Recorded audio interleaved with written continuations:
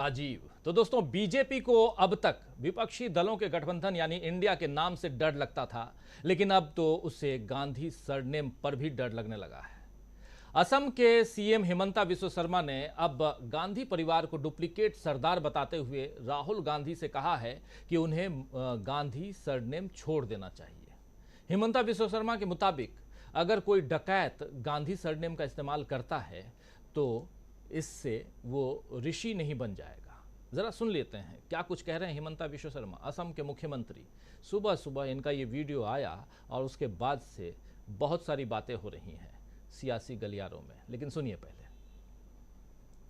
ये कांग्रेस लोग जब वोट बटोरने का टाइम होता है तब करवा लेता है भारत जोड़ो यात्रा, और जब भारत का काम खत्म हो गया, कर्नाटक का चुनाव खत्म हो गया, वो लोग इंडिया हो गया। अभी बोल रहे हम लोग इंडिया है। हम बोला भाई आप लोग इंडिया कैसे है? भानती जी ने तो बताया फुल स्टॉप का कहानी, लेकिन फिर बताया कि नहीं हम लोग इंडिया इंडिया। हम बोला आप लोग डुप्लीकेट का तो सरदार है। पहले तो गांधी जी ने देश को आजाद किया और आप लोग ने गांधी टाइटल को हड़प लिया और आप लोग सारे लोग डुप्लीकेट गांधी बन गया, सारे लोग। अभी कैसे गांधी बना? मैं तो रिसर्च बहुत दिन किया। आप कौन सा फॉर्मूला में इंदिरा गांधी, राहुल गांधी, राजीव गांधी, प्रियंका गांधी, कौन सा फॉर्मूला में गांधी होता है? आपको दिखाई नहीं देगा। किस लिए? बहुत सारे ये है। ये तो इंडिया का जो पहला स्कैम शुरू हुआ वो टाइटल से ही पहला स्कैम शुरू हुआ कि किसी का टाइटल लेके हम गांधी बन गया, और इसी जैसे हमारा देश को हड़प के वो इंडिया बनना चाहते हैं। तो हमने बोला, फिर बोलते हैं हमको डर गया इंडिया नाम लेके। मैं बोला काल को अगर डकाइत अपना नाम गांधी ले लेगा, क्या वो डकाइत क्या साधु बन जाएगा क्या? आप लोग भारत का नाम इंडिया नाम का लेके आप लोग बहुत बड़ा गुनाह किया। किस लिए? आप लोग कभी इंडिया को आपने इंडिया का गौरव बढ़ाने का काम नहीं किया। आपने इंडिया का नाम में परिवारवाद बढ़ाने का काम किया। आपने इंडिया का नाम में देश को तोड़ने का काम किया। तो आपको इंडिया नाम लेने का भी अधिकार नहीं है, और भारत का नाम तो दूर दूर से भी मत लेना। ये तो सबसे बड़ा बात है। ना आपको इंडिया बोलने का अधिकार है, ना आपको भारत बोलने का अधिकार है। और मेरा तो विनम्र निवेदन है, राहुल जी आप कम से कम गांधी नाम छोड़ दीजिए। किसलिए? वो भी तो डुप्लीकेट टाइटल है, वो भी तो ओरिजिनल टाइटल नहीं है। तो ये डुप्लीकेट काम करते करते करते आज तक, ये 75 साल तक हमारा देश को एक प्रकार पूरा की पूरा जो हमारा क्षमता था, हमारा जो एक विश्व में हमारा जो स्थान होना चाहिए, उससे हमको दूर रखा। तो सुन रहे थे आप हिमंता बिस्वा शर्मा को। तमाम बातें यहाँ, और कहीं ना कहीं राहुल गांधी पे हमला सीधा, और यहाँ कि राहुल जी कम से कम आप तो गांधी सरनेम मत रखिए। ये गांधी सरनेम कहीं मोदी सरनेम के कारण तो नहीं यहाँ पे आ रहा है? मोदी सरनेम केस आपको याद होगा। खैर, जाहिर है कि बीजेपी और उसके तमाम नेता राहुल गांधी से बेहद घबरा रहे हैं। इधर बीजेपी अभी नाम बदलो और नाम पर सवाल उठाने के अभियान में ही लगी हुई है, और उधर मोदी अपने नेताओं के कारण घिरते जा रहे हैं। सुब्रमण्यम स्वामी ने तो उनके नरेंद्र मोदी से धार्मिक स्वतंत्रता पर ही सवाल कर दिया है कि G20 में धार्मिक सहिष्णुता और आज़ादी के लिए जो बातें कही गई हैं वो मोदी की सहमति से किस धर्म के लिए कही गई हैं। स्वामी जानते हैं कि आने वाले चुनाव में मोदी सनातन को मुद्दा बना सकते हैं, इसीलिए उन्होंने अभी से मोदी को फंसा दिया है। और इधर जिस मीडिया को मोदी ने 9 साल तक बड़े दुलार से रखा, वो भी अब मोदी तक देश की सही तस्वीर पेश नहीं कर रहा है, और इसी वजह से शायद बीजेपी को घोसी समेत 4 सीटों पर 4 जो उपचुनाव हुए हैं उसमें हार नसीब हुई है। G20 के बाद यही मीडिया मोदी को विश्वगुरु साबित कर रहा है। चुनाव से पहले इन्हीं बातों को बढ़ाकर G20 का माइलेज लेने का जुगाड़ मोदी ने किया था, लेकिन उस पर विदेशी मीडिया अड़ंगे लगा रहा है।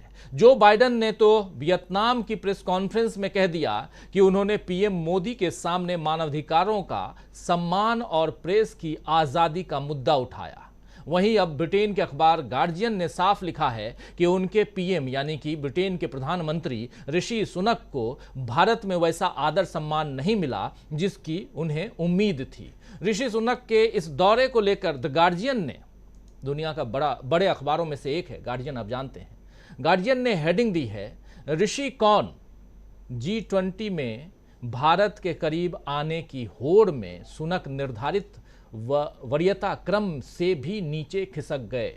ये लिख रहा है द गार्जियन कि ऋषि कौन, ऋषि सुनक के लिए G20 में भारत के करीब आने की होड़ में सुनक निर्धारित वरीयता क्रम से भी नीचे खिसक गए। अखबार की वेबसाइट में लिखा है दोस्तों कि ब्रिटिश पीएम शनिवार को आखिरकार अपने समकक्ष पीएम मोदी से तो मिले, लेकिन एक दिन के इंतजार के बाद, और वो भी बिना किसी प्रभावशाली सेशन के बाद ये मुलाकात हुई है। शनिवार को जब वो नरेंद्र मोदी से मिले तो ये मुलाकात वैसी नहीं थी जैसी ब्रिटिश पीएम को उम्मीद थी। भारत के प्रधानमंत्री नरेंद्र मोदी ने न सिर्फ सुनक से मुलाकात के समय और कार्यक्रम में बदलाव किया है, बल्कि पीएम मोदी के शहर व्यापी बंद के कारण वो अपने पसंदीदा रेस्तरां भी नहीं जा सके। अखबार लिखता है, द गार्जियन लिखता है कि प्रधानमंत्री बनने के बाद ऋषि सुनक की ये पहली भारत यात्रा थी। उन्होंने खुद को भारत का दामाद भी बताया था। ऐसे में उन्हें उत्साहपूर्ण स्वागत की उम्मीद थी, लेकिन दिल्ली में शहर व्यापी बंद होने के कारण बहुत कम लोग ही सुनक से मिलने आए। और आप जानते हैं कि दिल्ली को क्यों बंद किया गया था।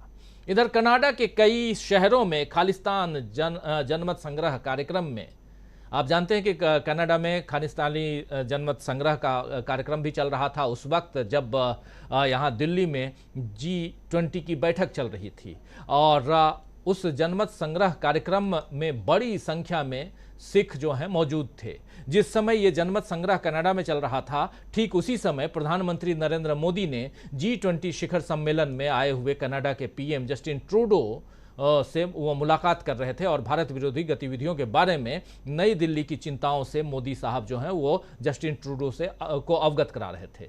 लेकिन ट्रूडो ने अपने देश में तमाम तरह की स्वतंत्रता का हवाला देकर अपने शब्दों में इसका जवाब दिया है। जस्टिन ट्रूडो ने क्या कुछ कहा है ये भी देख लेते हैं। जस्टिन ट्रूडो ने प्रेस कॉन्फ्रेंस की और उसमें कहा, कनाडा हमेशा अभिव्यक्ति की स्वतंत्रता, अंतरात्मा की स्वतंत्रता और शांतिपूर्ण विरोध की स्वतंत्रता की रक्षा करेगा। अब देखिए, ये जो तीन बातें हैं और उसमें भी स्वतंत्रता कि अभिव्यक्ति की स्वतंत्रता यानी अभिव्यक्ति की आज़ादी, अंतरात्मा की आज़ादी और शांतिपूर्ण विरोध की आज़ादी की रक्षा करेगा, ये कनाडा के प्रधानमंत्री कह रहे हैं। क्या ये एक नसीहत है प्रधानमंत्री नरेंद्र मोदी को? आपको बता दूं दोस्तों कि कनाडा में सिख आबादी जो है वो भारत के बाद सबसे ज़्यादा है, और वहाँ ऐसा कुछ होना गंभीर चिंता की बात है कि वहाँ खालिस्तान के पक्ष में और जनमत संग्रह कराया जा रहा है। लेकिन बीजेपी की चिंता ये है कि विपक्षी गठबंधन ने इंडिया नाम क्यों रखा और राहुल, सोनिया, प्रियंका अपने नाम के आगे गांधी क्यों लगाते हैं, या फिर बीजेपी किसी बदले की राजनीति पर उतर आई है कि मोदी सरनेम पर राहुल ने टिप्पणी की थी तो अब हम गांधी सरनेम पर टिप्पणी करेंगे, बयान देंगे। एक ने चोर की बात की तो हम डाकू की बात करेंगे। लेकिन चोर या डाकू, उससे तभी निपटा जा सकता है दोस्तों जब सरकार मजबूत हो, और जिस सरकार यानी चौकीदार मजबूत हो, और जिस चौकीदार के पास नामों पर चर्चा के लिए वक्त हो लेकिन जरूरी मुद्दों के लिए नहीं वक्त हो। वो किस तरह मजबूती से काम करती है, ये समझने वाली बात है। आपको बता दूं कि सीएम हिमंता विश्व शर्मा ने गांधी परिवार के सदस्यों को डुप्लीकेट सरदार कहा है। अभी थोड़ी देर पहले आप सुन रहे थे। उन्होंने ये भी कहा है कि इंदिरा, राजीव और फिर राहुल ने गांधी सरनेम कैसे ले लिया, लेकिन कांग्रेस ने इस पर तगड़ा वार किया है। एक वीडियो क्लिप साझा करते हुए कांग्रेस प्रवक्ता पवन खेड़ा ने एक्स पर लिखा यानी ट्विटर पर लिखा है कि विश्व शर्मा वरुण गांधी के सरनेम रखने के अधिकार पर सवाल उठा रहे हैं। विश्व शर्मा वरुण गांधी के सरनेम रखने के अधिकार पर सवाल उठा रहे हैं। ये एक कटाक्ष है पवन खेड़ा की तरफ से, कांग्रेस पार्टी की तरफ से। यानी बीजेपी नेता को यह बात समझ आ जानी चाहिए कि एक उंगली दूसरों पर उठेगी तो बाकी की तीन उंगलियां जो हैं उसकी तरफ ही उठेंगी, चाहे गांधी सरनेम की बात हो या परिवारवाद की बात हो। अगर वो कांग्रेस को घेरेंगे तो खुद भी फंसेंगे।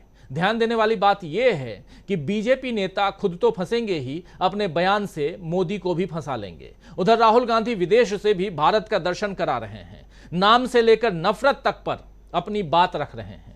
राहुल गांधी आज नॉर्वे की राजधानी ओस्लो में हैं, लेकिन इससे पहले उन्होंने हॉलैंड, पेरिस फ्रांस की राजधानी और ब्रसेल्स बेल्जियम की राजधानी, हॉलैंड की राजधानी एम्स्टर्डम है, लेकिन उसके बगल में ही द हेग है, अंतर्राष्ट्रीय कोर्ट, इंटरनेशनल कोर्ट भी वहां आप जानते हैं, और पॉलिटिकल राजधानी कहा जाता है नीदरलैंड या हॉलैंड की राजधानी द हेग को। वहां थे कल। पेरिस के साइंसेस पो यूनिवर्सिटी में अपनी बात रखते हुए राहुल गांधी ने क्या कुछ कहा, आइए जरा सुन लेते हैं। बहुत इंपॉर्टेंट बात कर रहे हैं। भारत के ऊपर राहुल गांधी ने हिंदुस्तान के बारे में, नाम के बारे में, इंडिया और भारत के बारे में जो कुछ कह रहे हैं राहुल गांधी, जरा सुनिए। और क्यों यहां परेशान है हिमंता विश्व शर्मा, चाहे हिमंता विश्व शर्मा हो, चाहे रविशंकर प्रसाद हो, चाहे स्मृति ईरानी हो, चाहे और भी कई नेता हैं, पूर्व मंत्री जो हैं वो लोग, किरण रिजिजू हों, ये सब जो हैं लाइन में लग जाते हैं। क्यों ऐसा होता है? लेकिन पहले सुनते हैं राहुल गांधी को। India in our constitution is defined as India, that is Bharat, a union of states.